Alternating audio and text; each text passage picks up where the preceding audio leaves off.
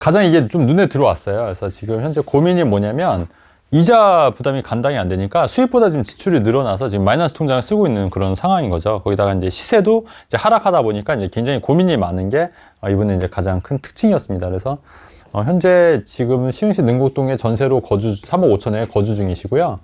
현재 자산은 이제 순자산이 12억이고 대출이 10억인데 뭐 전세 보증금, 담보대출, 신용대출, 그다음에 가족한테 또 지인한테 1억 빌렸는데 이거를 또 1억을 또 갚고 또 1억을 또 빌려줘야 된다고 그렇게 말씀하시더라고요. 그래서 요거 있네요. 빌린 1억 갚고 다시 1억을 추가로 빌려줘야. 특이한 이제 분양권인데 이게 생활형 숙박시설 있지 않습니까? 그죠? 생활형 숙박시설인데 생활형 숙박시설은 제가 많이 물어보면 저는 반대를 했거든요. 그래서 제가 반대한 이유가 물론 이제 생활형 숙박시설에 이제 장점도 있었어요. 뭐냐면 이게 주택수에 포함이 안 되니까 종부세 대상이 안 되는 거예요. 그리고 양도세 중과가 있을 때 내년 5월까지는 중과가 유예를 해줬지 않습니까? 근데 이것도 주택으로 포함이 안 됐으니까 양도세 중과도 해당이 안 됐고 또 이제 전매도 가능했던 거예요. 그래서 많은 분들이 단기 시세 차익을 노리고 생수를 했거든요. 하지만 그에 대한 이제 문제점도 많았어요. 왜냐하면 여기에 전입을 못하는, 왜냐면 생활용 숙박시설이니까 이거 집으로 쓸 수 없다. 그리고 만약에 그렇게 할 경우 이행강제금을 부과하겠다.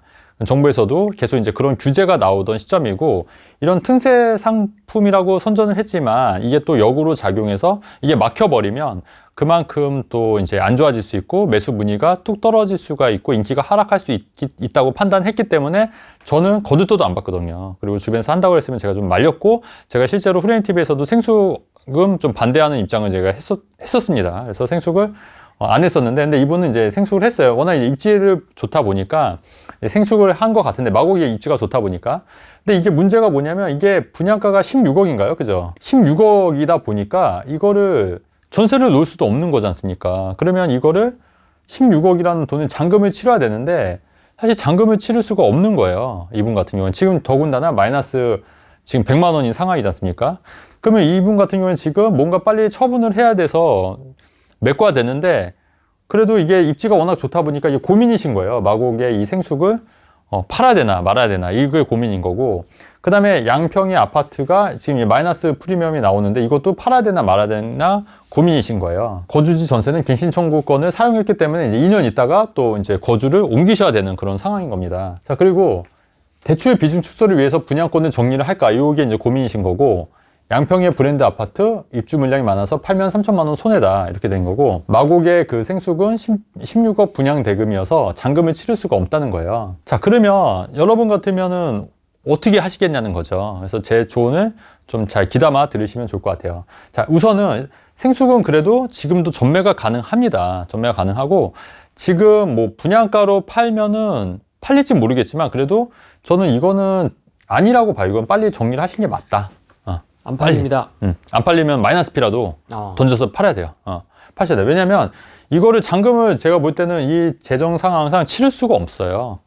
그리고 생수기 앞으로 더 규제가 점점 강화가 되고 하면은 점점 더 팔 수 있는 분위기가 안 될 수 가능성이 높다는 거예요. 그러니까 이거는 사실 약간 틈새 상품이라고 선전을 했지만 어떻게 보면은 약간 지뢰밭일 수도 있는 거예요. 그렇기 때문에 그리고 제가 또 이걸 안 했던 결정적인 원인은 약간 이게 편법적인 요소들이 있었던 거거든요. 사실 편법적인 요소는 언제라도 법이 바뀌거나 법이 이제 정비가 되면 그런 요소들이 편법으로 할 수 있는 게 막히게 되니까 그렇게 되면 정말 좀 큰일 나는 부분이 있거든요. 그래서 요거는 양평 분양권을 팔 게 아니라 요거 먼저 정리를 하셔야 된다. 제 생각은. 일단 요거를 정리해서 요 잔금치를 이거를 신경 안 쓰셔도 되는 게 일단 첫 번째고 왜냐면 유문 같은 경우에는 시세도 하락하고 하니까 지금 반짬을 설치신다고 하더라고요. 반짬을. 그래서 일단은 이거를 빨리 처분하셔라. 마이너스 피라도 좀 처분하신 게 맞을 것 같다. 제가 웬만하면 마이너스 피 잘 얘기 안 하는데 요 생수 같은 경우에는 마이너스 피라도 빨리 처분하셔야 된다. 이 말씀 드리고 싶고요. 그리고 제 양평 아파트 이거 같은 경우에는 제가 볼 때는 나쁘지 않아요. 사실 이게 시기적으로 좀 마이너스 있는데 요거를 파는 건 제가 좀 볼 때 좀 아까운 것 같아요. 그래서 요거는 좀 지키는 방법으로 하셔라. 요거는 양평에 있는 모 아파트는 분양권은 지키는 방법으로 하는데 그런데 그렇다고 하면 자금이 없지 않습니까? 그래서 제 생각은 이거예요. 이 화성시 세수동 아파트를 처분을 하셔라. 요거를 해서 좀 자금을 좀 확보하시는 게 맞겠다 이 생각이 들거든요. 근데 왜냐면 하필 왜 이거냐 이 말씀하시잖아요. 네. 이 나머지 주택들은 다 1년밖에 보유를 안 한 거예요. 그러니까 우리가 일반적으로 아파트가 중과 제외하고 일반 세율이 되려면 일반 세율이라는 거는 이제 6에서 이제 45%그 누진세율로 적용이 되는 거지 않습니까? 근데 일반 세율이 되려면 최소 2년을 보유를 해야 되는 거예요. 2년. 그래서 이거를 만약에 팔더라도 이거는 양도 차익이 좀 났을 거예요. 양도 차익이 좀 났을 겁니다. 그러면 이거는 세금을 좀 내더라도 이제 파시면은 세금을 내는데 나머지를 처분하시게 되면은 세금도 굉장히 많이 내게 되는 거예요. 일반 세율이 아니라 세금을 더 내야 되기 때문에 이거보다는 이거 2년 보유해서 회선시 세소동 아파트를 팔아서 현금을 하시는 게 좋을 것 같다. 제 견해는 그렇습니다. 그래서 차라리 요거를 처분하셔라. 물론 요게 뭐 테마파크 호재도 있고 뭐 여러 가지 있기 때문에 좀 팔기 아까우실 거예요. 근데 제 생각은 방법이 없어요. 지금 이거를 다 끌고 가실 수는 없다는 얘기예요. 지금 현재 상황으로서는. 그리고 금리가 더 오르거나 경기가 더 안 좋아지면 점점 더 힘들어질 수 있기 때문에 지금이라도 빨리 급급매로 이거를 좀 처분하시는 게 맞지 않겠나. 저는 개인적으로 좀 그렇게 생각하고요. 오히려 그래서 요 잔금을 맞출 준비를 좀 하시거나, 왜냐면 잔금 때 또 돈이 많이 필요하지 않습니까? 근데 다행히 양평은 비조정 지역이기 때문에 추가로 DSR만 상관이 없으면 대출이 좀 더 나올 여력은 있어요. 그래서 그걸로 잔금을 치르셔도 되지만 또 전세를 맞춰서 치를 수도 있기 때문에 요거를 팔아서 현금 확보를 하셔라. 그리고 나머지는 조금 더 기다리셨다가 2년이 채워지는 시점에 하나씩 처분을 하시는 게 맞을 것 같다는 좀 생각이 듭니다. 그리고 이분은 같은 경우에는 굉장히 좀 1, 2년 사이에 굉장히 많이 투자를 많이 하신 것 같아요. 좀 급하게. 그래서 굉장히 많이 벌려 놓으셨는데 좀 정리하시고, 그렇다고 수익이 뭐 순자산이 10억이긴 하지만 대출이 좀 많다 보니까 지금 마이너스 지출이 더 많은 상황이기 때문에 이대로 계속 가면은 오히려 더 우량한 자산을 팔 수밖에 없는 시점이 오거든요. 그래서 빨리 이거를 플러스로 전환해야 된다. 그렇게 하려면 지출을 줄이시는 밖에 없어요. 왜냐면 수입은 한정되어 있으니까, 또 외벌이시고 하니까 지출을 좀 줄이셔서 수입이 더 지출보다 많게끔 이제 하셔야 된다. 나머지는 좀 더 보유하고 하시면서 좀 때를 좀 기다려 보셔야 되는데, 어쨌든 요거는 빨리 처분하셔야 되는 게 맞고, 요거랑 마곡 그 생수가 요거는 빨리 처분하시는 게 맞을 것 같다.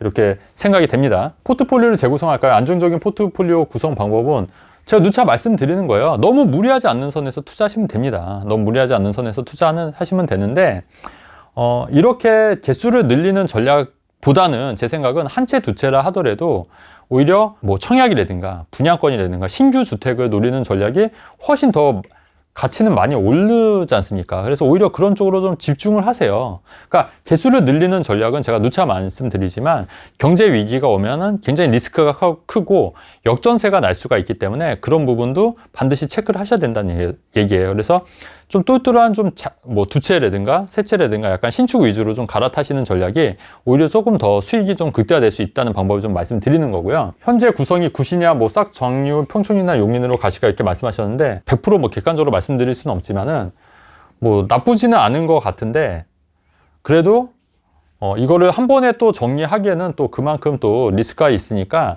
일단은 요거 먼저라도 두 개 먼저 정리하시고 나머지는 천천히 정리를 하셔서 다 갈아타시거나 아니면 좀 더 보유하는 전략으로 가시는 게 어떻겠냐. 왜냐면 또 한 번에 또 싹 처분하는 것도 사실 쉽지도 않고 원래 가격보다 좀 많이 낮춰서 할 수밖에 없기 때문에 그런 부분은 좀 아닌 것 같아요. 그래서 현재 구성이 나쁘진 않지만은 싹 정리 후 평촌이나 용인 가는 거는 어쨌든 이것도 좀 생각해 봐야 될 게 뭐냐면 싹 정리가 됐는데 용인이나 평촌이 또 갑자기 급등해버리면 여기를 또 들어가시면 안 될 수가 있거든요. 그렇기 때문에 요거는 지금 당장 어디를 갈 거라 이런 거를 어느 정도 계획을 해야 되지만 이런 방향성은 언제라도 바뀔 수 있다. 시장 상황에 따라서. 그렇기 때문에 시장 상황을 좀 예의주시하시면서 좀 보셔야 될 것 같아요. 그래서 나쁘진 않아요. 그래서 이분 같은 경우에 뭐 제가 점수로 하기면은 생숙 때문에 한 60점 정도 드리고 싶거든요. 그래서 생숙은 좀 안 하시면 어땠을까 하는 게 제 좀 생각이고요. 또 여기에 또 돈도 많이 들어가 있을 거 아닙니까? 계약금이나.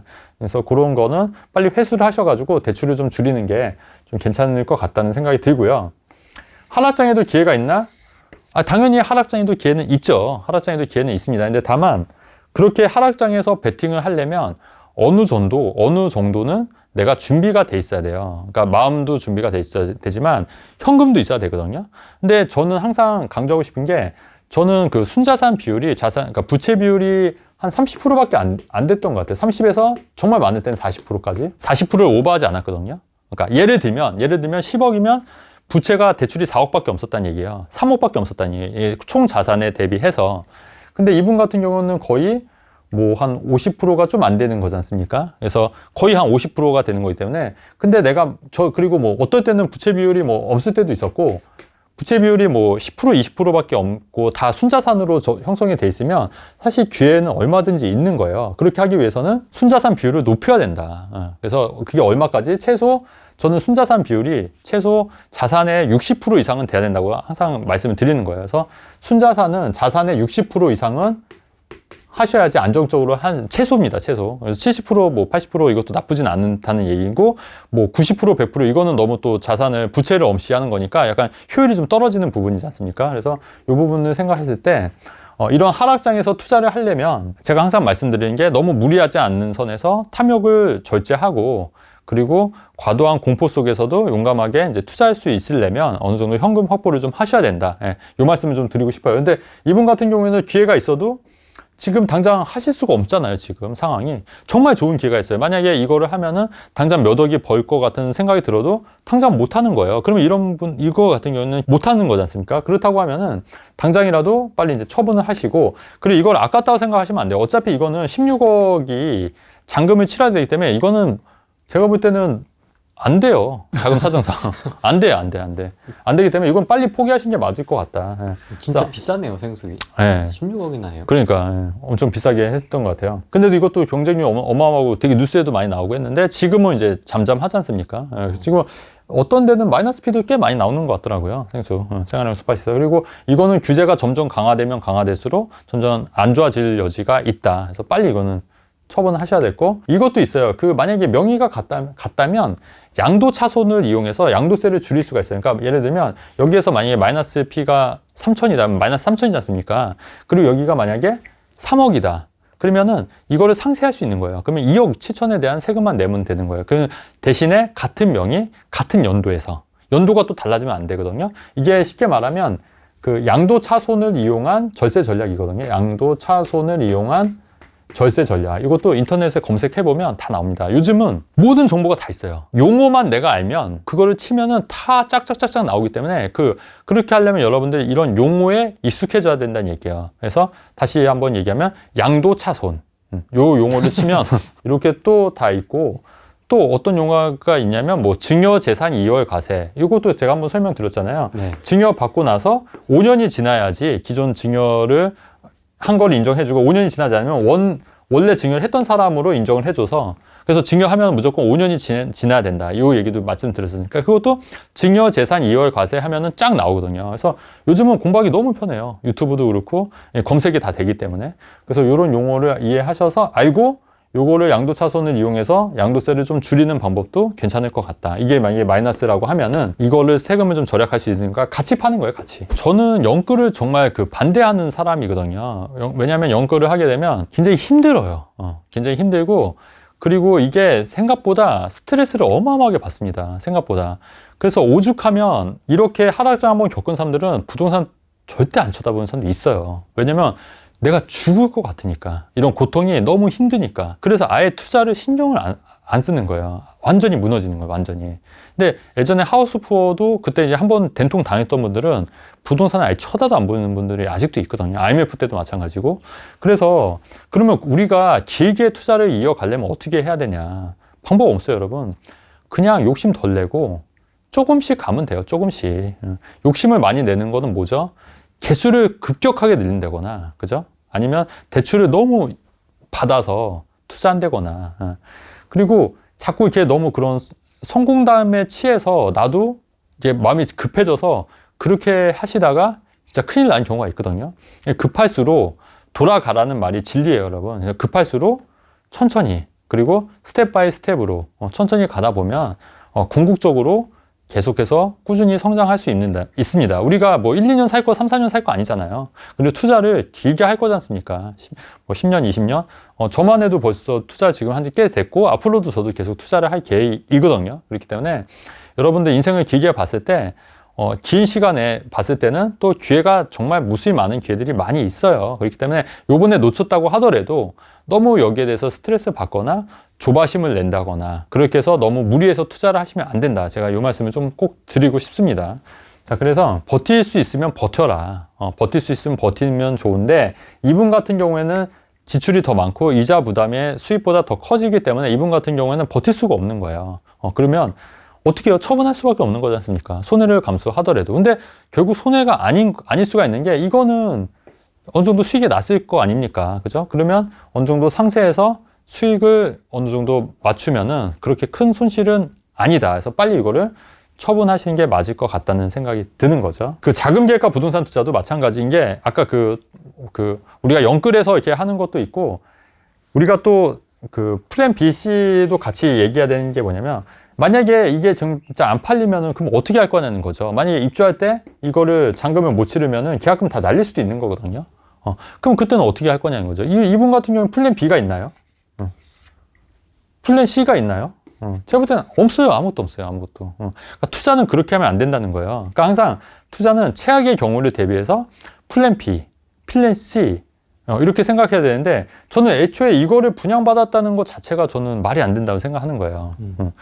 왜냐하면 이거는 만약에 이게 잘 되면 뭐 내가 원하는 가격에 전매해서 팔 거면은 상관이 없었겠지만 사실 모든 투자는 잔금을 치러야지 진정한 내게 되는 거지 않습니까?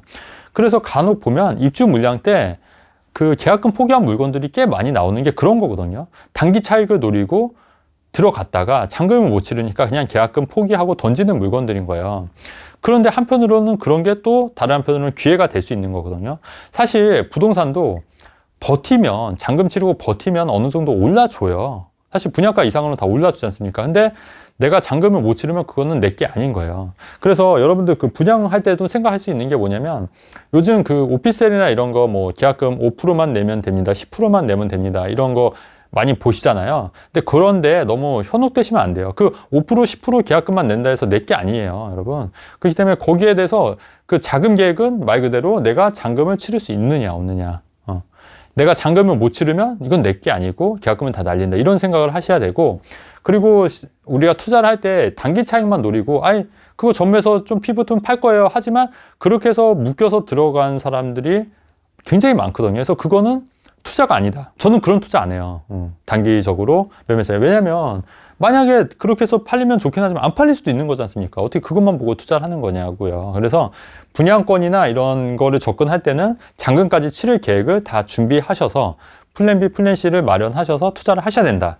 이 말씀을 드리는 거고 그래서 이분 같은 경우에는 이거는 애당초 했으면 안 됐는데 했기 때문에 이거는 좀 잘못되신 것 같다. 잘못됐다. 그래서 이제 60점을 또 드린 거거든요. 그래서 앞으로는 이렇게 하시면 안 된다. 앞으로는 이렇게 하시면 안 될 것 같고요. 주택수를 너무 늘리는 거에 너무 초점을 맞추지 마세요. 또 우리가 또 주택수를 또 너무 많이 늘리는 거보다 보면 또 리스크도 커지는 거기 때문에 그리고 어쨌든 아파트는 우리가 또 실거주도 또 같이 생각을 해야 되기 때문에 또 실거주도 만족하면서 좀 옮겨 타는 전략을 택하거나 아니면 돈이 자금이 왜냐면 이분 같은 경우는 그래도 순자산이 이 정도 되시니까 어느 정도 실거주를 만족하고 나머지 돈으로 또 투자를 할 수 있는 또 여력이 되실 거라 생각이 되거든요. 그래서 일단은 실거주를 좀 어느 정도 안정적으로 해놓고 나머지 투자를 좀 하시는 게 어떻겠냐. 그리고 지금 현재 전세 거주 중이신데 이것도 여차하면은 전세를 월세로 바꾸실 수도 있대요. 월세로 바꾸고 이 자금을 뭐 나머지 왜냐면 이런데 또 그 역전세 안 나라는 법이 없잖아요. 역전세 안 나라는 법이 없기 때문에 여기에 대한 자금도 미리 좀 준비를 하시려면 본인이 지금 현재 전세로 거주 중이니까 이거를 차라리 이거를 어쨌든 1년밖에 보유 안 했으니까 더 보유해야 되잖아요. 왜냐면 2년은 채워야지 일반 세율이 되는 거니까. 그래서 이거의 역전세에 대비해서 이 전세금도 뭐 월세로 돌린 것도 한번 고려를 해보셔야 되지 않겠냐. 예. 근데 지금 근데 그 전에 이거랑 마곡과 이 아파트는 처분은 좀 하셔야겠다. 이런 생각이 드는 거죠. 예. 전세 3억 5천 하고요. 화성시, 안산시, 시흥시 각각 아파트 취득 금액을 합치면 네. 얼추 한 16억이 됩니다. 이거 싹 팔아서 생숙하는 거는 아니다. 또라이다. 또라이다. 또라이다. 절대 그렇게 하시면 안 돼요, 여러분. 아무리 입지가 좋아도 생숙은 생숙인 겁니다. 아파트가 아니고 또 거주해서 아니 생각해보세요. 만약에 여기서 거주했어요. 근데 매년 이행 강제금이 나온다고 생각해보세요. 그것도 얼마나 짜증나겠어요. 물론 현실적으로 뭐 말들이 많더라고요. 그게 어떻게 이행 강제금을 부과하냐 안 하냐 하는데 어쨌든 내가 불법적인 요소를 갖고 있는 거지 않습니까? 근데 제 생각은 그렇게 불법적인 요소를 갖고 있으면 법의 보호를 못 받기 때문에 나중에 문제가 될 수 있다는 거예요. 2004년도 5년도에 바다 이야기 아시죠? 바다 이야기. 네. 어떤 지인이 이 바다 이야기 투자하면은 엄청나게 수익이 좋다고 바다 이야기 그 한창 그 막 뜰 때 있었어요. 그 해서 게임장에 투자라는 거예요? 그쵸. 게임장에. 예. 그래서 저보고 한 1억 투자하면은 뭐 몇 달 있다가 2억이 받을 수 있대요. 솔깃하죠, 솔깃하죠. 근데 제가 했을까요, 안 했을까요? 안 하셨겠죠? 안 하죠. 안 하죠, 이거는. 왜냐면 불법적인 거니까. 이 불법적인 거잖아요. 만약에 이거 했으면 큰일 나는 거잖아요. 그러니까 여러분 투자를 할 때 이게 과연 합법적인지 편법인지 불법인지 이것도 생각을 하셔야 돼요. 불법이나 편법에, 사실 편법도 나중에 법이 바뀌면 불법이 되는 겁니다. 편법이나 불법은 나중에 법의 보호를 못 받기 때문에 아무한테도 하소연 못 해요. 그건 본인이 다 책임져야 되는 거야. 그렇기 때문에 그런 거를 생각했을 때 생수는 나중에 불법적인 요소들이 내가 어쩔 수 없이 저질러야 되는 거가 있기 때문에 이런 거는 절대 투자를 하시는 건 아니다. 이렇게 좀 말씀드리고 싶습니다.